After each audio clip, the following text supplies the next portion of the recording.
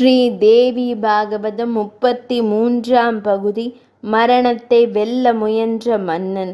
கஷ்யபர் என்ற மந்திர வித்தையில் வல்லவன் மன்னனை தான் காப்பாற்றுவேன் என்று கூறி அரண்மனையை நோக்கி சென்றான். அதே வேளையில் அரவ அரசன் ஒரு கிழ பிராமண வடிவில் அரண்மனைக்கு வந்து கொண்டிருந்தான். இருவரும் சந்தித்தனர். அரவ அரசன், உம்மால் மன்னனை காப்பாற்ற முடியாது, திரும்பிச் செல் என்றான். கஷ்யபன் அவரை அதிசயத்துடன் பார்த்து, நீ எவ்வாறு என்னை பற்றி அறிந்தாய் என்று வியப்புடன் கேட்க, கஷ்யபன், உனக்கு சக்தி இருந்தால் எம் எதிரே நிற்கும் ஆலமரத்தை உனது விஷ சக்தியால் எரித்துவிடு, நான் மீண்டும் அதை உள்ள நிலைக்கு உட்படுத்துகிறேன் என்றான். உடனே அரவ அரசன் கோபம் கொண்டு அந்த ஆலமரத்தை கொத்த அது உடனே எரிந்து சாம்பலானது. அதன் பின் கஷ்யபன் அந்த சாம்பல் குவியல் மீது நீர் தெளித்து மந்திரம் ஓத அந்த ஆலமரம் முன்போல் ஆனது. இவன் கட்டாயம் மன்னனை பிழைக்க வைத்து விடுவான் என்று நினைத்த அரவ அரசன், நீர் பெரும் சக்தி வாய்ந்தவர் என்பதை ஒப்புக்கொள்கிறேன். மன்னனை உயிர்ப்பித்தால் உமக்கு என்ன லாபம் என்று கேட்டான். நான் பொருளுக்கு ஆசைப்பட்டுதான் இதை செய்ய விரும்புகிறேன் என்றான் கஷ்யபன். அவ்வாறு அரவ அரசன் கேட்டதும் கஷ்யபனின் மனதில் ஒரு மாற்றம் உண்டானது.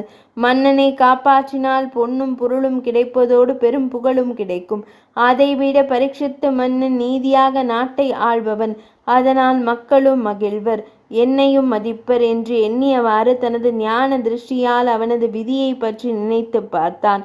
மன்னனது மரணத்தை தடுக்க முடியாது, அது விதி என்று அவனுக்கு தோன்றியது. அதனால் கஷ்யபன் அரவ அரசன் கொடுத்த பெருந்தொகையான திரவியங்களை வாங்கி கொண்டு தனது இல்லத்திற்கு சென்றான். அரவ அரசன் தன் இனத்தை சேர்ந்த பாம்புகளை வரவழைத்து அவர்களை தவவேடம் பூண்டு தட்டுக்களில் பல்வேறு வகையான பழங்களை கொண்டு வருமாறு கூறினான். பின் அவன் ஒரு பழத்திற்குள் சிறு கிருமியாக மாறி புகுந்து கொண்டான். முனிவர்கள் பழ தட்டுகளுடன் அரண்மனைக்குள் சென்றனர். அவர்களை வரவேற்ற காவலர்கள் அவர்களை உள்ளே செல்ல விடவில்லை. அதனால் அம்முனிவர்கள், நாம் அரசனை வாழ்த்தி அவனது ஆயுளை நீடிக்கவே வந்தோம், எம்மை உள்ளே அனுமதிக்காவிட்டால் பரவாயில்லை, நாம் மன்னனின் ஆயுள் விருத்திக்காக மந்திரித்து கொண்டு வந்த பழங்களை கொண்டு சென்று அரசனிடம் கொடுங்கள் என்றனர். அதற்கும் அரசனிடம் அனுமதி பெற வேண்டும். நாளைய தினம் முனிவர்கள் பலர் மன்னனை சந்திக்க வருகிறார்கள், அப்போது வாருங்கள் என்று காவலாளி கூற, முனிவர்கள், சரி, நாம் நாளை வருகிறோம், இப்பழங்களை ஏற்றுக்கொள்ளுங்கள் என்று முனிவர்கள் கேட்க, அதை மன்னனிடம் கூறுகிறேன், அவர் அனுமதி அளித்தால் நான் வாங்குவேன் என்று கூறிய காவலன் மன்னனிடம் சென்று முனிவர்கள் வந்த விஷயத்தை கூற, மன்னன் பழங்களை வாங்கி வையுங்கள், முனிவர்களை நாளை காலை வரச் சொல்லுங்கள் என்றான். காவலாளி கூறியதை கேட்டு மகிழ்ந்த முனிவர்கள் பழத்தட்டை காவலனிடம் கொடுத்துவிட்டு மிக்க மகிழ்வுடன் திரும்பிச் சென்றனர். காவலன் பழத்தட்டை எடுத்துச் சென்று மன்னனிடம் கொடுத்தான். அப்பழங்களை பார்த்த மன்னனுக்கு அதை உண்ண வேண்டும் என்ற எண்ணம் உருவானது.